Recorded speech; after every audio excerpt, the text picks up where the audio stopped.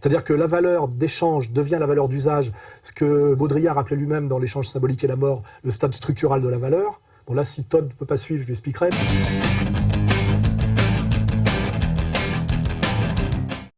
C'est le sourire aux lèvres qu'Anders Breivik accueille son verdict, avant de s'exprimer comme à chaque fois sur le ton de la provocation. De mon point de vue, cette décision de justice est illégitime, mais je n'en ferai pas appel.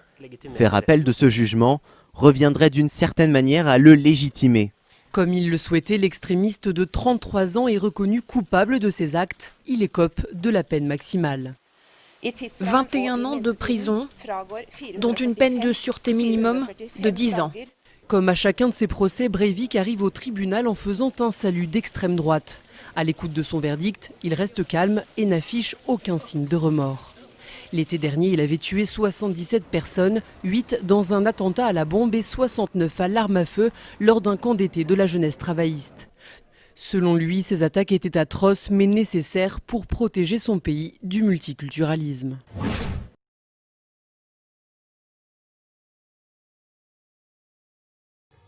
Oui, alors on peut se réjouir de la condamnation de Breivik, qui est quand même un espèce de gros con, qui a assassiné 74, je ne sais pas combien, adolescents, qui étaient des militants pro-palestiniens, souvent issus du métissage. Moi, je suis contre le métissage. Je ne vois pas très bien ce que font les musulmans en Norvège. C'est en Norvège, hein. Il n'y a pas de lien, il n'y a pas d'épopée coloniale norvégienne qui justifierait tout ça. Donc à la fois, je peux comprendre que le Norvégien de base s'étonne d'un métissage extravagant d'un pays scandinave, etc., etc. Mais Breivik, c'est quand même un peu rouillant. C'est quand même, il n'y a pas de quoi la ramener quand on a du sang sur les mains. Hein. Ce que je remarque, c'est qu'il lui a été fait beaucoup de publicité à Breivik, et que quand il fait son espèce de numéro comme ça au tribunal, ça doit faire bander beaucoup d'identitaires, de racialistes européens blancs. Et finalement, ça joue un certain jeu finalement de promotion, une certaine montée de la haine raciale et de la haine anti-religieuse. Je ferai remarquer d'ailleurs que les mêmes qui promeuvent l'immigration poussent à la haine anti-musulmane et à la haine des immigrés. C'est les mêmes qui font les deux. Et je fais remarquer que quand on dit que Breivik est un type d'extrême droite, il est franc-maçon et sioniste. Normalement, l'extrême droite, ce qui définit l'extrême droite par les gens qui définissent, c'est toujours défini négativement l'extrême droite, par ceux qui luttent contre, les antifascistes, les cons comme Rouillant. Je veux dire, normalement, un franc-maçon, on a la photo avec son tablier, hein, vénérable, je crois, hein, et un sioniste déclaré, n'est pas un type d'extrême droite typique. En général, l'extrême droite historique, c'est anti-maçonnique et antisémite, et aussi donc anti-juif global, donc plutôt anti-sioniste. Hein, si on regarde voilà, l'histoire. L'histoire. Donc ce qui est marrant, c'est qu'on dit toujours que Breivik est un type d'extrême droite, mais on ne fait pas remarquer qu'il est franc-maçon et sioniste. Et que finalement, c'est en tant que militant sioniste qu'il est pour la purification ethnique, la pureté de la race, la haine du musulman et le refus du métissage, qui est d'ailleurs un refus du métissage à deux vitesses quand on réfléchit bien. Hein. C'est métissage pour nous, et refus du métissage pour les autres. Il suffit de regarder ce qui se passe en Israël aujourd'hui avec la communauté africaine. Drapeau israélien en bandoulière, c'est à pied que Mulat et ses amis se rendent à Jérusalem. Ils marchent pour protester contre le racisme et la discrimination. Un racisme dont ces Israéliens originaires d'Éthiopie s'estiment être victimes depuis des années parce qu'ils sont noirs. Ce 18 janvier, près de 1500 Israéliens d'origine éthiopienne manifestent. Parmi eux, beaucoup de jeunes comme Mulat qui réclament une loi antiraciste. Un mouvement qui a débuté début janvier suite à des informations selon lesquelles des habitants d'une ville du sud d'Israël refusaient de louer des appartements à des Éthiopiens. Voilà. Donc je rappelle bien que Breivik n'est pas un militant d'extrême droite typique. C'est un militant de cette nouvelle extrême droite qui domine partout en Europe et qui en général va chercher ses ordres à la Knesset, c'est-à-dire l'extrême droite Lieberman, Netanyahou. C'est une extrême droite sioniste et franc-maçonne. Hein. C'est pas un petit détail que de le faire remarquer. Voilà. Et à part ça, qui crève et donnons-lui le moins possible la parole, parce que sinon pour moi c'est de la propagande déguisée, de le médiatiser, de le montrer. Si on voulait ne pas nuire et ne pas pousser comment dirais-je, au prosélytisme, on le cacherait beaucoup plus. Ici, c'est Israël et de l'autre côté, la Syrie, où la guerre fait rage depuis 17 mois et dont personne ne peut prédire l'issue. Et au-delà de la Syrie, Il y a l'Iran qui multiplie les provocations contre Israël, lequel parle de plus en plus d'une intervention contre Téhéran. La question qu'on entend à chaque coin de rue, c'est Israël va-t-il frapper, mais surtout quand va-t-il frapper? Israeli media says a military strike on Iran could be imminent and could take place in the coming months.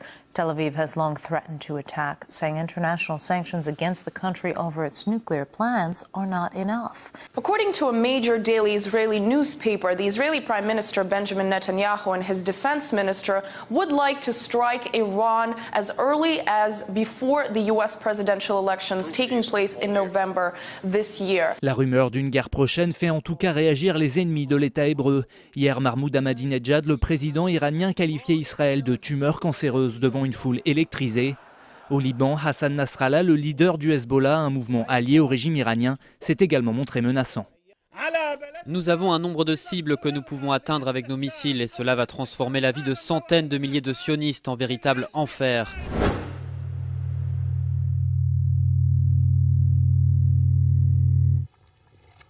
Alors, le vrai gros sujet d'actualité, c'est le futur bombardement de l'Iran par l'État d'Israël. Et là, on voit bien qu'on est à la veille de quelque chose, je le dis depuis des mois, qui ressemble à la Troisième Guerre mondiale. Et on a toujours la concomitance de trois faits qui nous ramènent à toutes les périodes de troubles du XXe siècle. C'est une crise bancaire carabinée, une guerre fabriquée de toutes pièces et qui n'est pas nécessaire, et derrière l'implication à chaque fois d'Israël, que ce soit par la déclaration Balfour, la partition de 48, où là, effectivement, on a à chaque fois faillite bancaire du système bancaire mondialiste, c'est-à-dire Wall Street, guerre provoquée, la Deuxième Guerre mondiale, et évidemment une réponse, la seule réponse qui a marché aux conséquences de la crise de 29. La crise de 29 n'a été résolue finalement que par la Deuxième Guerre mondiale et pas par le New Deal. On le sait pertinemment, et à chaque fois, gain de territoire pour Israël. Et ces trois choses, finalement, sont totalement systématiquement articulées, et c'est là-dessus, c'est pour ça qu'il faut lire Sutton, qu'il faut lire Douglas Reed, qu'il faut lire Mullins, et qu'il faut écouter Soral, et pas Emmanuel Todd, parce que nous sommes là. Hein. Donc là, on voit que s'il n'y a pas de guerre bientôt, pour dévier les responsabilités, 2, faire l'union sacrée contre un ennemi, et 3, faire un rebond économique par la destruction totale et par la guerre, parce que c'est finalement la même logique, s'il n'y a pas cette guerre, seront montrés du doigt comme responsables de la faillite bancaire mondiale à venir ceux qui ont monté la combine. Ceux qui ont monté la combine, c'est ceux... On va montrer la vidéo d'Atali où il parle des pantalons à une seule jambe vendus à Christian. C'est Shlomo qui téléphone à David. On lui dit, écoute, j'ai une affaire formidable à te proposer. J'ai un camion de pantalons. Les pantalons valent $1. Tu les veux? Formidable. David prend les pantalons, téléphone à Jonathan et lui dit, écoute, j'ai une affaire formidable pour toi. Un camion de pantalons, $2. Tu les veux? Formidable. Jonathan téléphone à Shaul qui lui propose $3 et l'histoire continue. Jusqu'à ce qu'un certain moment, Moshe téléphone à Christian et dit, j'ai une affaire formidable pour toi, des pantalons, $49. Ah, formidable, dit 49, c'est formidable, je les prends. Le lendemain, Christian téléphone à Moshe en disant, écoute, tu es vraiment un escroc. Comment je suis un escroc? Mais si, écoute, tu m'as vendu $49, des pantalons immétables, qu'est-ce que tu racontes? Tu sais très bien, j'ai ouvert le camion, il y avait des pantalons, il n'y avait qu'une jambe. Qu'est-ce que tu veux que je fasse avec des pantalons? Personne ne me met de pantalons qui a une jambe. Tu n'as rien compris, c'est pas fait pour mettre, c'est fait pour acheter, pour vendre, pour acheter, pour vendre. Et c'est exactement la meilleure leçon qu'on puisse avoir sur ce qui se joue en ce moment, si vous voulez comprendre ce qui se passe dans le système financier moderne. C'est tout, vous avez tout compris quand vous avez compris cette histoire. C'est-à-dire ceux qui ont monté un système économique où la production devient secondaire et ce qui devient premier, c'est la spéculation. C'est le gag d'Atali. Hein. C'est-à-dire que la valeur d'échange devient la valeur d'usage, ce que Baudrillard appelait lui-même dans l'échange symbolique et la mort, le stade structural de la valeur. Bon là, si Todd ne peut pas suivre, je lui expliquerai, parce que c'est là où on voit ce que c'est qu'un intellectuel de premier plan par rapport à un petit statisticien de deuxième zone. Voilà, donc là, nous sommes bien dans ce que décrit Werner Sombart, ce dont se vante Attali, c'est-à-dire un capitalisme financier purement spéculatif de type kabbaliste, qui en dernière instance est une entreprise de destruction de richesses et de chaos. et qui amène forcément soit à l'effondrement, qui donc désigne les responsables, c'est-à-dire Wall Street comme épistémologie financière et aussi comme communauté, comme noyau dur communautaire, voilà. C'est indiscutable, hein, ça, voilà. Donc soit c'est eux qui se font choper, soit pour ne pas se faire choper, ils font ce qu'on appelle l'union sacrée contre l'ennemi commun qu'il faut fabriquer. Dans les années 30, ça a été Hitler. Quand on lit Stash Mullins et quand on lit Douglas Reed, on voit que finalement Hitler, qui était l'ennemi le plus dangereux, était à la fois désigné comme ennemi et financé et aidé entièrement dans son accession au pouvoir. Exactement aujourd'hui, comme l'Occident et l'idiote Joubert par la cuisse on nous dit que le salafisme, le wahhabisme, salafisme, takfiriste est le danger pour l'Occident, mais on le finance partout et on l'aide à prendre le pouvoir partout au Moyen-Orient. Donc il y a bien un empire qui est responsable d'une crise et d'un effondrement, qui fabrique un méchant et qui le finance, le sponsorise, il existe en germe, le fabrique exactement comme Goldstein dans 1984 de Orwell, le fabrique et le finance pour justifier que finalement le petit peuple d'Occident aille se battre contre lui. Hier c'était Hitler, demain ça sera l'islam à qui on aura donné le pouvoir sur toutes les anciennes nations, Algérie demain, Maroc, Tunisie, Égypte, Libye, attention, hein, c'est Syrie, Iran, s'ils arrivent à détruire l'Iran, Pakistan, Afghanistan, enfin on voit bien que c'est tout le monde arabe. Donc on aura créé, sponsorisé l'ennemi, exigé l'union sacrée contre l'ennemi commun, et là on voit bien les pubs sur les bus américains qu'on va remontrer, pour finalement faire un énorme bain de sang, ça c'est bagatelle pour un massacre, pour finalement que là, les mêmes élites rebondissent, non seulement ne soient pas vouées aux gémonies pour leurs responsabilités, mais rebondissent et fassent la culbute au niveau de la puissance d'argent, puisque la guerre est quelque chose d'éminemment rentable pour ceux qui vendent les armes et qui prêtent l'argent. Il suffit de voir qui prête l'argent pour les guerres et qui vend les armes. Et surtout, là, on renvoie au livre de Sheikh Imran Hossein, Jérusalem dans le Coran, dont je suis l'éditeur pour la France, que derrière, comme la guerre de 14 a permis la déclaration Balfour et le foyer juif en Palestine, la Deuxième Guerre mondiale a permis 48, c'est-à-dire la création d'un État juif et la partition de 48, et la Troisième Guerre mondiale, qui se fera plus cette fois, qui se fera contre le nouvel Hitler, hein, on a bien BHL qui fait son numéro de saillant. L'islamisme radical, c'est le dernier fruit, c'est le dernier bourgeon de la vieille histoire européenne des années 30, c'est-à-dire le nazisme. Le fascisme islamique, etc., c'est-à-dire contre Ahmadinejad et tout ce que ça entraînera demain. Donc on aura bien, par cette guerre, contre un salafisme sponsorisé et totalement impuissant, je dirais militairement et inefficace, et je dirais même financé pour ça, on aura, comme le dit à mon avis Sheikh Imran Hossein, une pseudo-guerre de défense d'Israël menacée effectivement par ce salafisme qui les entoure et qui ont été entièrement mis en place par eux via l'argent du Qatar, via l'idéologie saoudienne et via la destruction de tout ce qui résiste authentiquement, les nations arabes issus du panarabisme ou un islam non dévoyé, c'est-à-dire qui ne passe pas par les islamo-racailles payés par les islamo-sionistes, c'est-à-dire par les djihadistes que nous trouvons aujourd'hui en Syrie et qui viennent souvent d'ailleurs de Libye, qui sont les islamo-racailles, des voyous payés 7 fois le minimum salarial pour assassiner systématiquement en criant Allah Akbar chaque fois qu'une caméra se présente. Il faut savoir qu'ils sont payés pour crier à l'Akbar et payés pour les sionistes par les Saoudiens et les Qataris, parce que les sionistes sont en plus payés par leurs partenaires minoritaires. Hein. En plus, c'est toujours très bien pensé globalement, ça rapporte à tous les niveaux. Donc nous aurons cette troisième guerre défensive après la guerre de 66 et la guerre du Kippour, qui officiellement nous sera présentée comme une défense de la petite élite européenne judéo-chrétienne, on va dire, qui représente le génie occidental face au monde des sauvages, qui plaît tant aujourd'hui à Madame Joubert, voilà les fameux rebelles syriens, et qui amènera au Grand Israël, comme je le dis, qui est le seul moment où Israël peut être viable par lui-même, après l'effondrement des États-Unis et peut-être même le lâchage des États-Unis, c'est-à-dire cet Israël qui correspond au projet sioniste originel, qui est Israël de l'Euphrate au Nil, qui correspond au drapeau israélien, hein, et qui permettra à Jérusalem de devenir la capitale du nouvel ordre mondial et du monde, et qui sera le lieu de vente et de convergence de toutes les énergies fossile et gazière, c'est-à-dire enfin un Israël viable totalement par ses ressources, et non pas un Israël qui ne vit que par la manipulation via le lobby sioniste de l'empire en voie d'effondrement américain. Voilà. On voit bien que Israël n'est viable que par le Grand Israël, que ce Grand Israël se fera par la Troisième Guerre mondiale contre le nouvel Hitler sponsorisé qui sera le salafisme wahhabo, qatari, takfiriste entièrement sous sponsoring.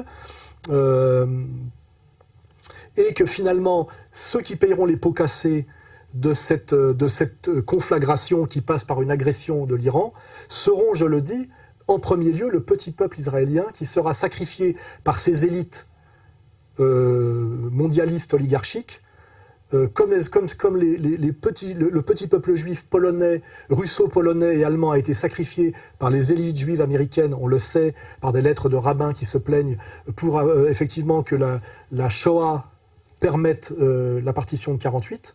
On a des lettres de rabbins qui se plaignent que les élites juives américaines les sacrifient et les condamnent à mort parce qu'ils ne laissent pas le pouvoir hitlérien, via les négociations de Himmler, les laisser partir contre de l'argent dans les pays. Hein, tout ça est tracé de A à Z.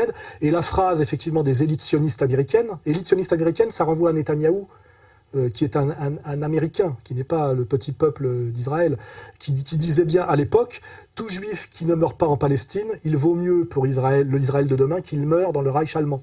Hein, c'était ça la phrase. Il ne faut pas oublier qu'il y a à l'intérieur de la communauté juive une lutte des classes féroce entre la masse juive et ses élites juives, qui est cachée par deux facteurs importants, qui est le tribalisme, c'est-à-dire l'incroyable solidarité tribale produite au forceps par les élites juives, qui est une paranoïa d'État. On le voit en voyant le film Diffamation.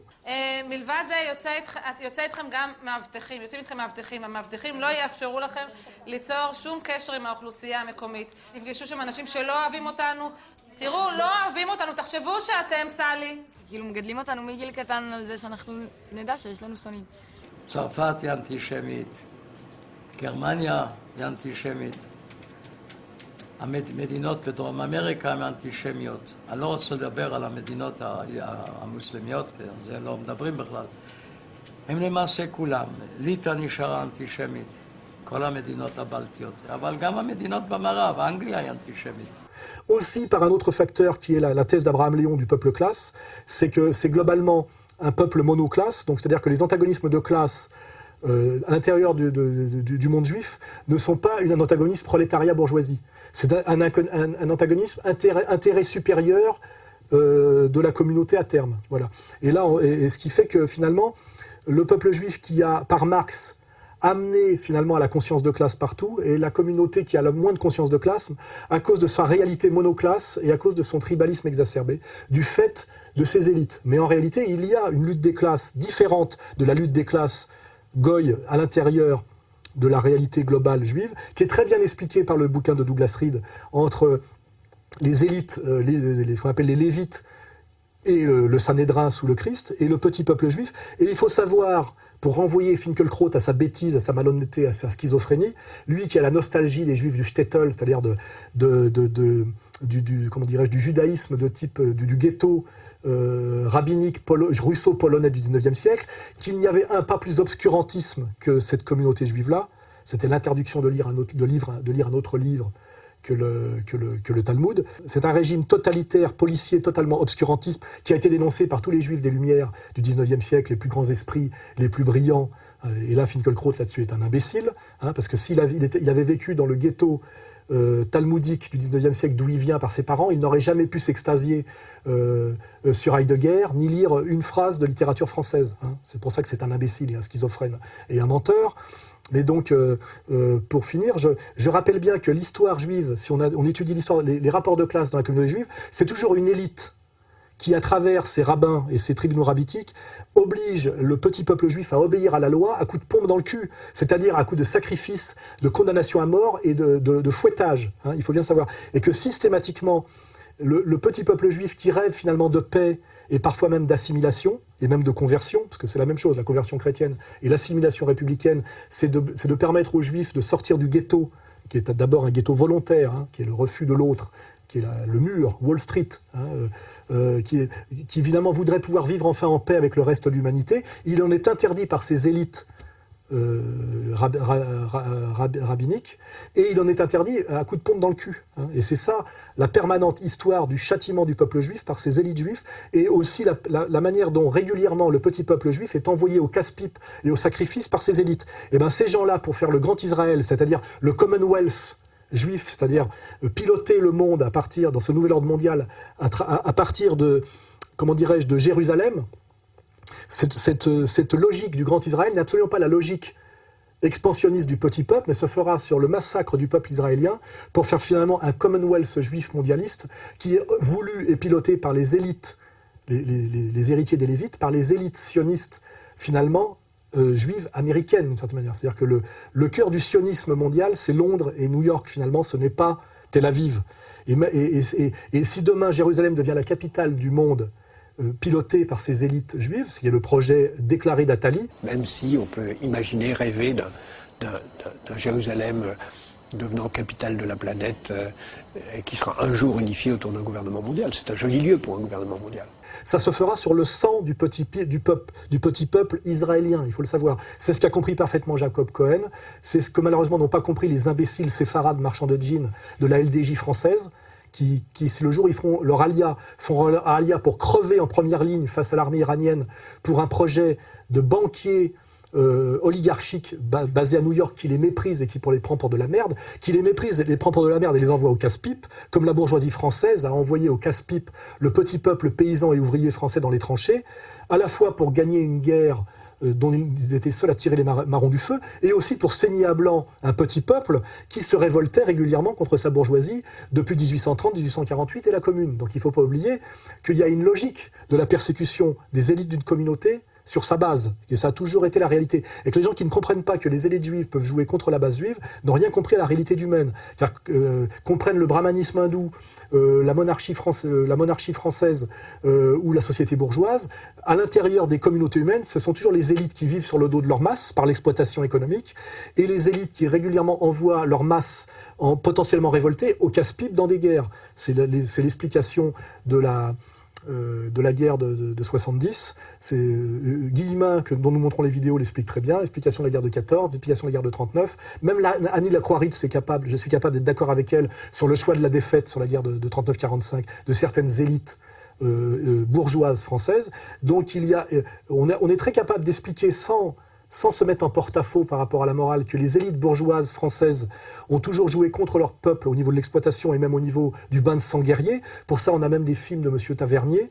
Mais quand on dit que c'est valable aussi pour la communauté juive, qu'il y a des antagonismes de classe, il n'y a pas de métaphysique de la communauté juive, il y a des antagonismes de classe dans la communauté juive, je le dis, qui sont masqués par ce qu'Abraham Léon appelle le peuple classe. C'est-à-dire que c'est globalement un peuple uniclasse, et aussi par le tribalisme inouï qui n'existe plus chez nous, qui est maintenu de force par leurs élites, c'est-à-dire la paranoïa sur l'antisémitisme, de faire croire que le danger pour le juif c'est l'antisémite, c'est-à-dire Soral, alors que le danger pour le juif c'est Praskier, Bernard-Henri Lévy, Bernanke, Netanyahou et sans doute Kissinger. C'est ça qu'ils n'arrivent pas à comprendre, et c'est ça malheureusement qui est tragique pour eux, puisque c'est eux qui sont sacrifiés en dernière instance pour cette incompréhension.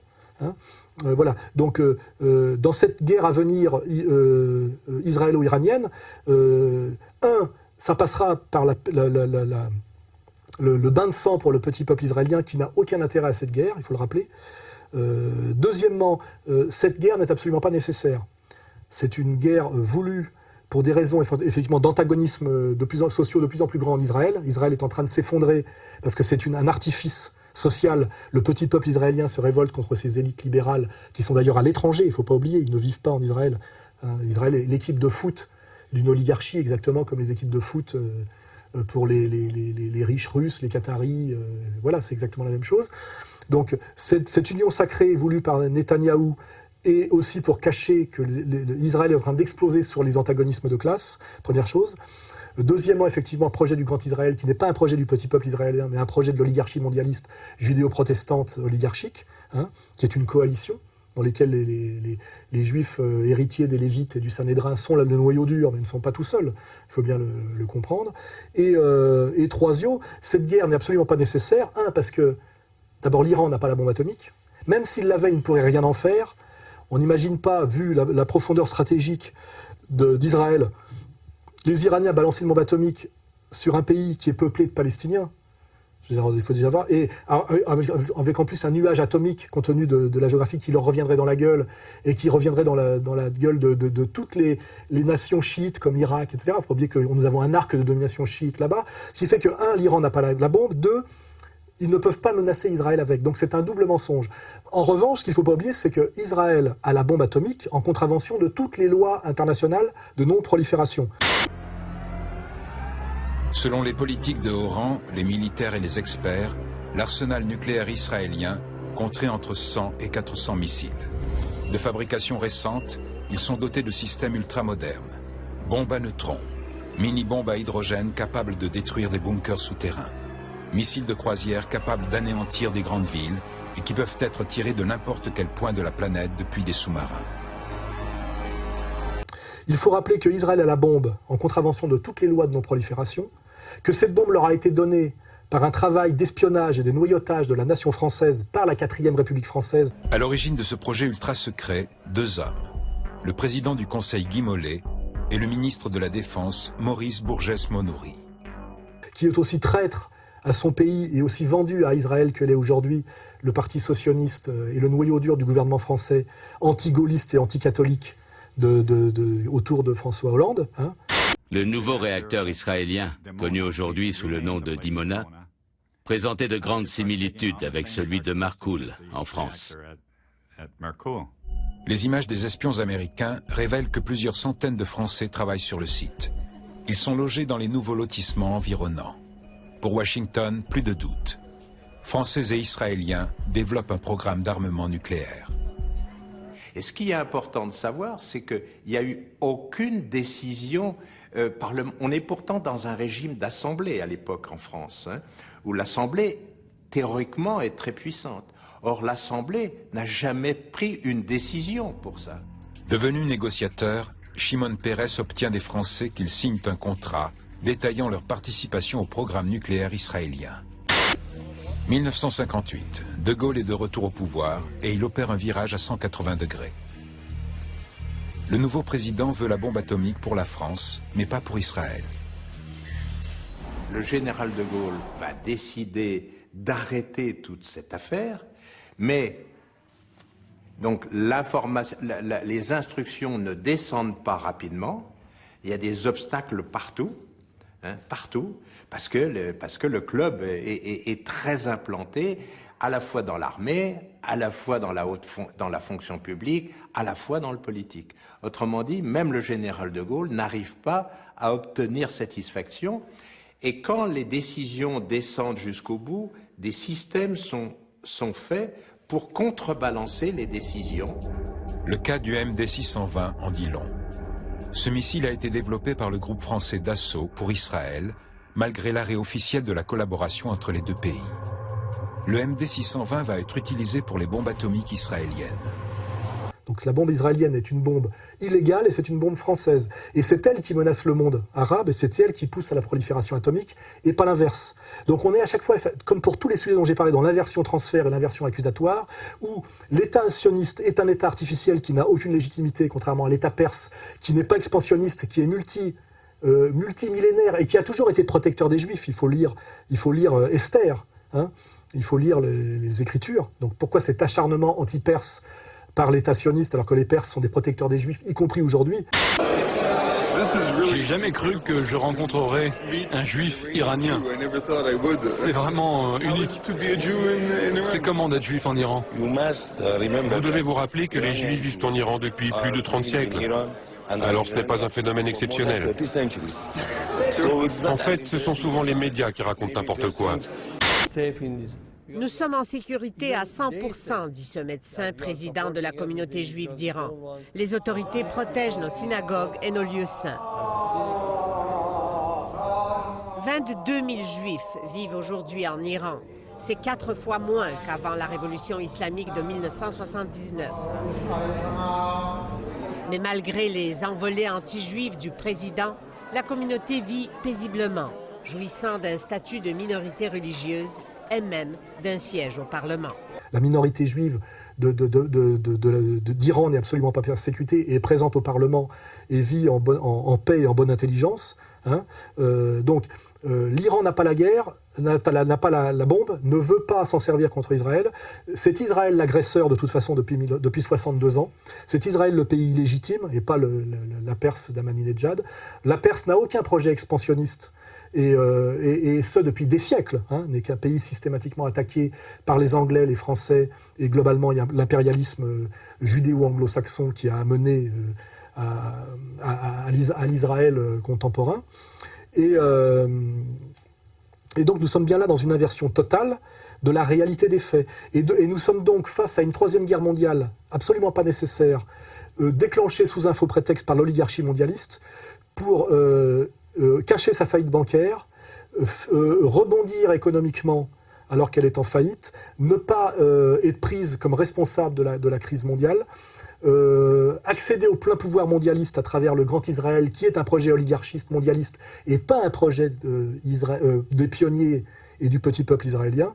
Donc là, nous avons bouclé tout ce dossier. Et malheureusement, cette marche vers la guerre se fait par la complicité de nos élites stupides. Là, j'ai parlé de la conne du mois.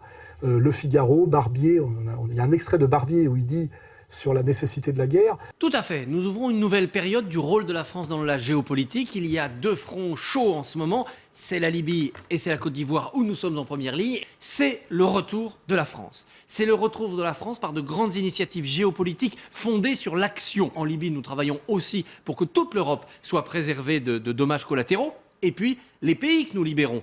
La Libye, la Côte d'Ivoire, ce sont des pays qui ont des ressources. Eh bien, ces pays nous rembourseront en avantage, notamment en matières premières, en énergie, par exemple. Alors que c'est contre l'intérêt supérieur de la paix mondiale, contre l'intérêt supérieur des minorités chrétiennes d'Orient. C'est-à-dire que c'est une saloperie intégrale. Voilà. Et nos élites sont en train de collaborer à ça. Et Bachar a avoué qu'il avait des armes chimiques et bactériologiques. Et j'ai dit, comme d'ailleurs le président de la République, que notre réponse, ça vous répond, serait massive et foudroyante. Oui.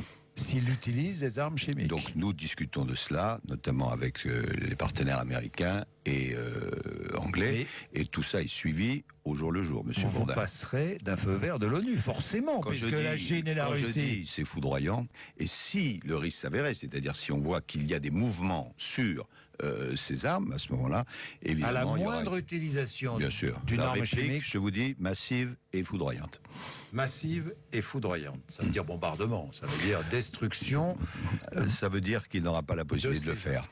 Il n'aura pas la possibilité de le faire. Et là, tout le monde est d'accord. Oui, je crois. Américains, tous les Occidentaux sont d'accord. Je crois. Bien.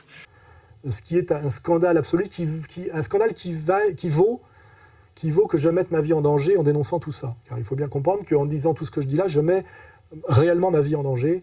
Et je pense que les gens qui m'écoutent et me suivent savent exactement par qui je risque demain d'être mis à mort, même si ça se fait par des médiations salafistes, et pourquoi. Hein, voilà.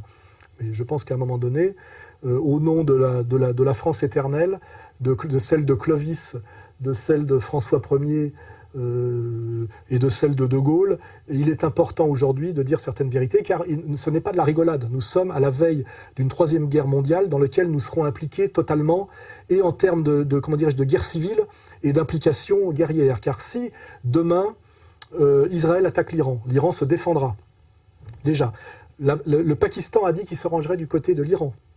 Hein, seront impliqués dans cette guerre immédiatement l'Égypte, tous les pays arabes. Mais évidemment, la Russie et la Chine, à travers la question syrienne, car la Russie ne peut pas reculer plus qu'elle a reculé en abandonnant déjà la Libye. N'oublions pas que la Syrie est le débouché de la marine russe sur la Méditerranée. Hein, donc de toute façon, nous arrivons là à une troisième guerre mondiale qui finalement remet face à face l'empire américano-sioniste et finalement la grande Russie orthodoxe de Poutine, avec derrière les Chinois qui sont du côté russe discrètement. Donc nous sommes vraiment là dans une guerre mondiale qui est une vraie guerre mondiale comme il n'y en a jamais eu, parce que je ne vois aucun pays, peut-être à part certains pays scandinaves, échapper à l'implication guerrière immédiate. À cause de cette saloperie globale qui est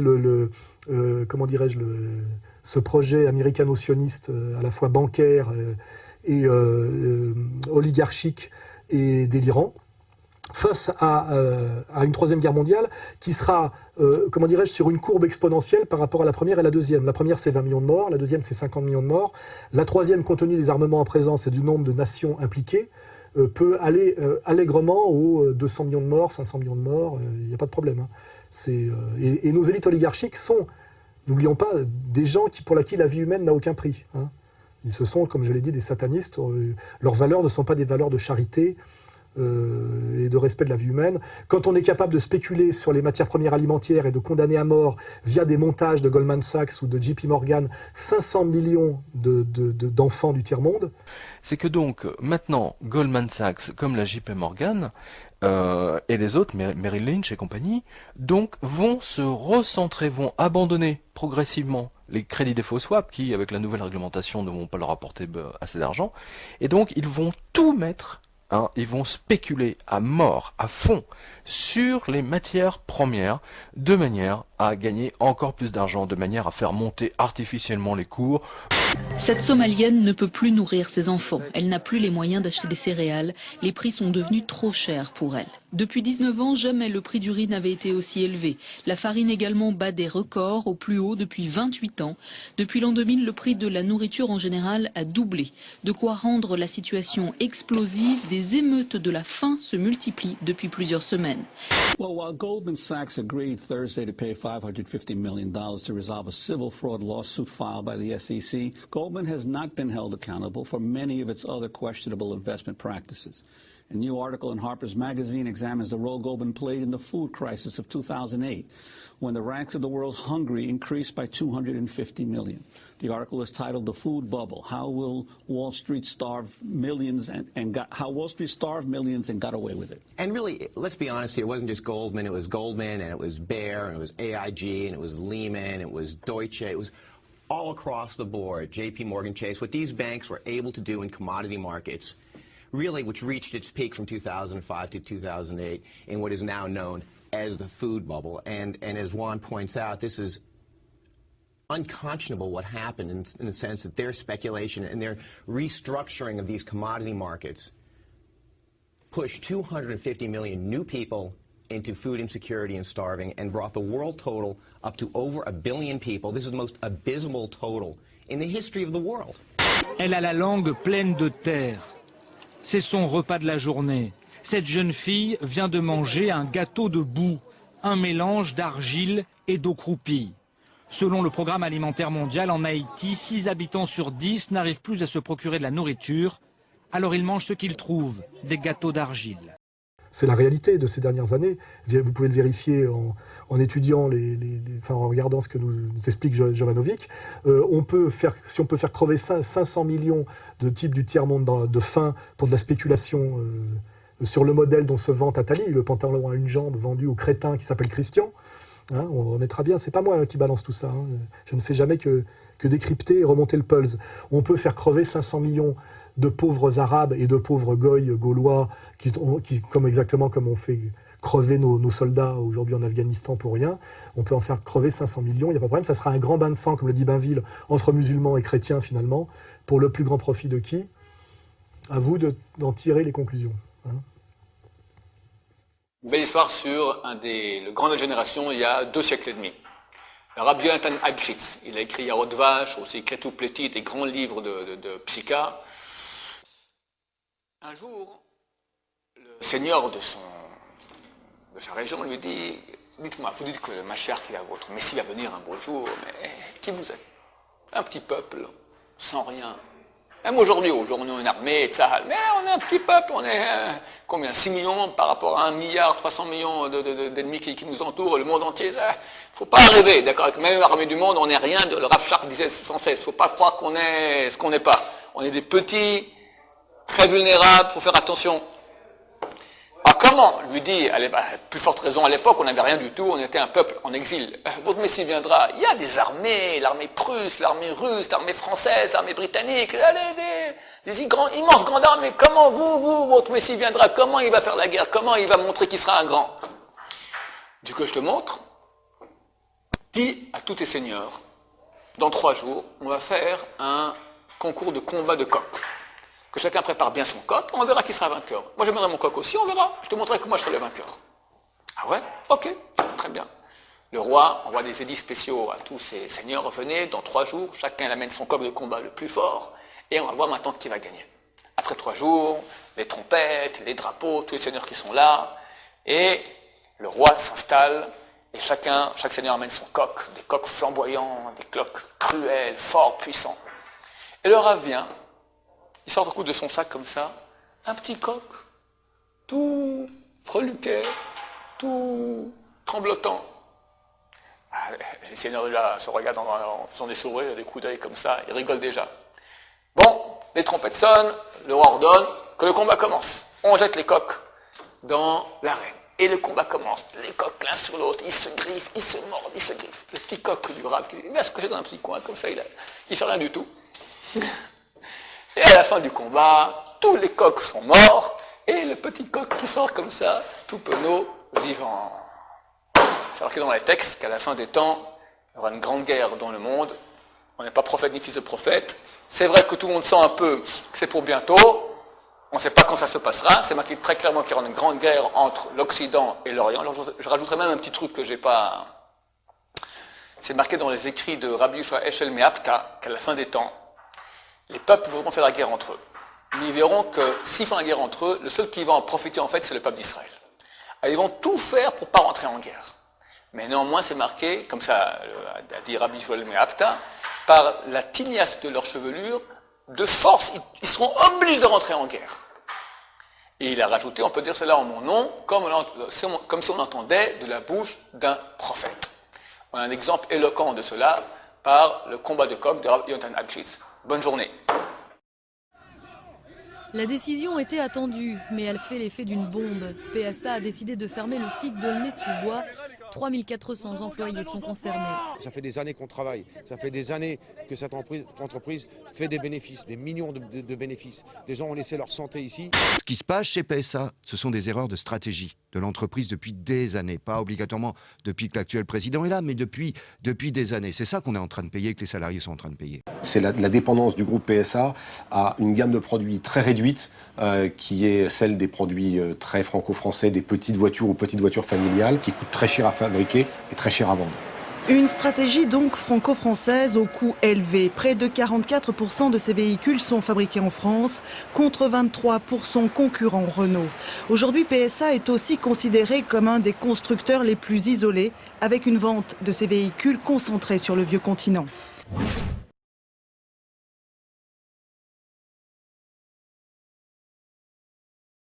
Oui, là, c'est une manière de voir que tous les sujets sont embriqués et qu'on est bien dans une vision, on a nécessité d'une vision hegelienne. C'est-à-dire que le vrai, c'est le tout, c'est une totalité globale. Tout à l'heure, j'ai parlé de Hollande et de l'impuissance de Hollande, etc.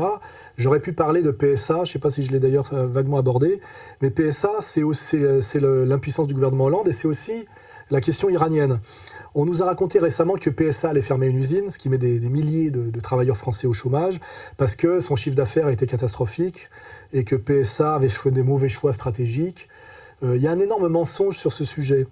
D'abord, il faut savoir que PSA, à cause de son jumelage forcé dans un processus mondialiste avec un groupe américain, je ne sais pas si c'est General Motors, est obligé de renoncer au marché iranien, qui est son gros marché étranger. Je crois que le marché iranien faisait cette année 25% du chiffre d'affaires de PSA. Au niveau mondial, les ventes ont chuté de 13%. Et à chaque fois, les économistes, les experts que vous êtes, vous oubliez de dire que Peugeot a fait une croix sur son marché iranien, qui est le premier marché à l'international. Peugeot vend en une année 450 000 véhicules en Iran. Et aujourd'hui, pour une décision politique, ils refusent de vendre des voitures en Iran. Ça veut dire que pour le premier semestre 2012, qu'on s'entende bien, le premier semestre 2012 par rapport au premier semestre 2011 où c'était un record de vente, il y a un delta, une baisse de 240 000 véhicules. Mais là-dedans, il y a les 200 000 véhicules que Peugeot aurait dû vendre en Iran. L'effondrement de PSA, de Peugeot Citroën, c'est l'obligation de renoncer pour des raisons d'embargo et de boycott débiles, de renoncer au marché iranien. Ça, on le dit très peu. La CGT l'a dit une fois, puis on leur a fait fermer leur gueule, et après ils sont montés au créneau pour montrer du doigt la famille Peugeot. La direction entend sacrifier l'usine d'Aulnay pour simplement une raison de rentabilité financière. faire encore plus d'argent, donner encore plus de bénéfices pour la famille Peugeot. Au titre de 2011, ils ont distribué des dividendes, 257 millions de dividendes, 78 millions, rien que pour la famille Peugeot. C'est toujours pareil, l'idiot utile qui est toujours là pour montrer du doigt l'entrepreneur, évidemment, responsable. La famille Peugeot, ils ont fabriqué Peugeot, hein, ils ont inventé Peugeot, excusez-moi, mais comment dirais-je, la valeur ajoutée ne pousse pas sur les arbres. Ce que les marxistes ont souvent eu du mal à comprendre. Il faut quand même qu'il y ait des créateurs de richesse pour qu'après voir avant de savoir si la richesse est mal partagée, il faut la créer. Contrairement au livre imbécile de Georges Bataille, La part maudite, la richesse dans la société humaine ne pousse pas sur les arbres. La condition naturelle de l'humanité, c'est la rareté, c'est l'économie de la rareté. Donc avant de se poser la question du partage des richesses, il faut aussi voir d'où vient la création de richesse. Or la création de richesse vient rarement du socialisme intégral, on l'a pu le vérifier par l'effondrement de l'URSS, mais souvent malheureusement de la possibilité de la libre entreprise, et de la vraie libre entreprise, pas du système oligarchique dans lequel on est, qui est un système, je le dis, intégralement libéral sur le plan philosophique, mais totalement antilibéral sur le plan économique. Hein. Là aussi, si Emmanuel Todd a du mal à comprendre, il m'appelle, je lui expliquerai. Voilà. PSA est en train de s'effondrer, déjà parce qu'il est obligé de renoncer à 25% de son chiffre d'affaires cette année en gros, qui est le marché iranien.